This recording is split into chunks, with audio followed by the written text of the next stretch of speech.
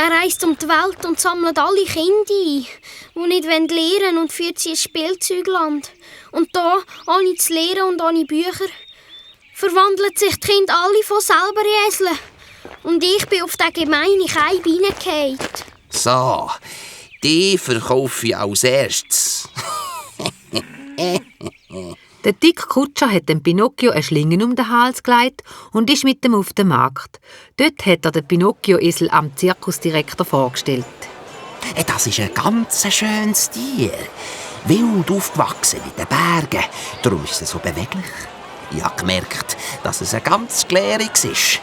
An diesem Esel wird der Herr seine helle Freude haben beim Dressieren. Also, ja, ich glaube, ich nehme ihn. Sehr gern, der Herr. Ihr werdet es nicht bereuen. Der Esel hört übrigens auf den Namen Pinocchio. Der Direktor hat den Pinocchio mitgenommen und ihm zum Zirkuszelt geführt. Dort hat er ihn im Stall angebunden und ihm Heu zum Fressen gegeben. Der Pinocchio hat ein bisschen Heu ins Maul genommen und sofort wieder ausgespeuzt. So etwas Grusiges. So einen verwöhnten Esel habe ich also auch noch nie gesehen. Willst du etwa Spaghetti oder Pizza fressen? Ich gebe dir gerade Spaghetti, du. Die treibe ich Flasen mit den Peitschen aus. Musst gar nicht meinen, du. Morgen fange ich an, dich zu dressieren. Für den Pinocchio sind harte Zeiten angebrochen. Früh am Morgen hat er auf müssen und in der Arena stundenlang Kunststückchen üben. Bei jedem Fehler hat ihm der Zirkusdirektor Peitschen um die Ohren gehauen. Am schlimmsten war es aber, wenn er durch die Reifen gumpen musste. Am Abend ist der Pinocchio immer müde mit schweren Beinen und Schmerzen ins Strohbett schlafen. Gleich ist der Tag der ersten Vorstellung angebrochen. Der Pinocchio hatte Angst und war nervös. Hereinspaziert, hereinspaziert!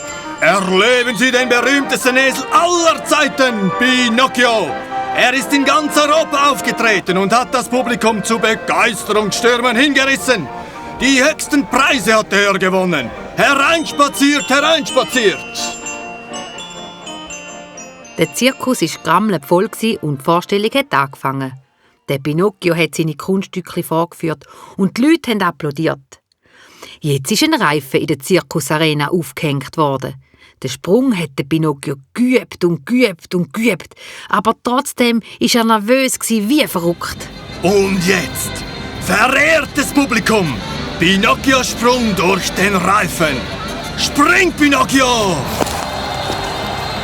Brav, lieber Pinocchio. Und gleich nochmals, spring! Der Pinocchio hat Anlauf genommen, ist gumpet, mit einem Bein ist er im Ring hängen geblieben und auf die Nase gefallen. Der Zirkusdirektor war natürlich fuchsteufelswild nach der Vorstellung.